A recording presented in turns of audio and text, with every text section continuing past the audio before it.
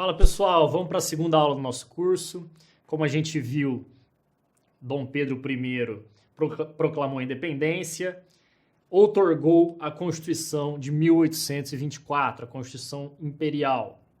E como era essa Constituição? Bom, ela era marcada por um compromisso entre um liberalismo conservador e o semi-absolutismo, duas ideias aí aparentemente contraditórias.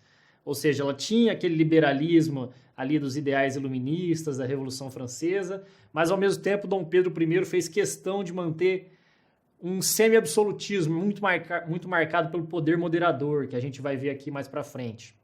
A Constituição até previa que ali se instituía a dinastia imperante do senhor Dom Pedro I, imperador e defensor perpétuo do Brasil. Bom, quanto à forma de Estado, o que a Constituição previa era um unitarismo, ou seja, não havia federação como nós temos hoje. Havia um governo central que comandava todo o país. As antigas capitanias hereditárias foram divididas em províncias, mas não estados, apenas províncias que tinham interventores nomeados pelo imperador. Então o imperador tinha controle sobre todas essas províncias que não tinham qualquer autonomia, eram submissas diretamente ao imperador. A Constituição de 1824 previa uma religião oficial para o Estado brasileiro, que era a Católica Apostólica Romana, a nossa religião mais popular do nosso país. No artigo 5º, a Constituição até previa: a religião católica apostólica romana continuará a ser a religião do Império. Todas as outras religiões serão permitidas com seu culto doméstico ou particular em casas para isso destinadas, sem forma alguma exterior do templo. Ou seja, permitiam-se outras religiões desde que dentro de casa, ou seja, o sujeito não podia sair para a rua manifestar de alguma forma externa ou em templos a sua religião diferente da católica. A capital era o Rio de Janeiro, já era no Brasil colônia, continuou sendo o Rio de Janeiro, especialmente pela importância do porto do Rio de Janeiro. Naquela época era a cidade mais importante do país e continuou por muito tempo, até hoje é uma cidade importantíssima no nosso país, né?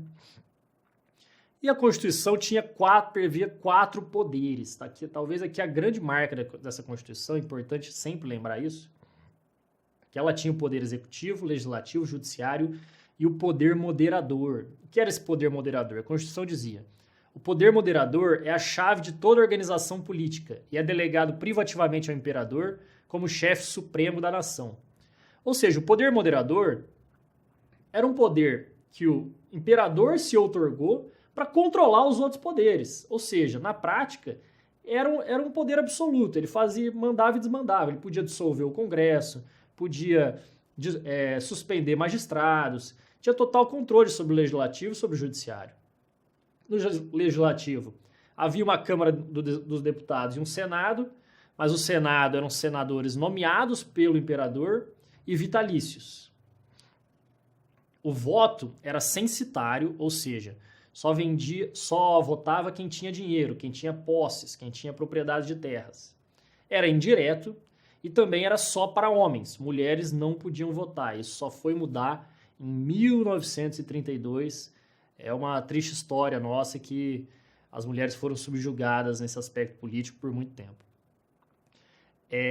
Previa liberdades públicas, mas não proibia a escravidão. Então, ali, uma grande contradição que já se verificava desde a nossa primeira Constituição, de como, às vezes, o texto constitucional não condiz com a nossa realidade. Ou seja, previa até o princípio da igualdade, mas previa também a escravidão e falava um certo contrato entre senhores e escravos, que é um absurdo, né? Também não previa habeas corpus, mas proibia prisões arbitrárias. Era uma Constituição, outra característica muito importante dessa Constituição, que tem que ser lembrada, é que é uma Constituição semi-rígida. O que é isso? Quando você fala uma Constituição rígida, você está querendo dizer que para alterar as normas da Constituição, demanda um procedimento mais complexo do que para alterar as leis ordinárias.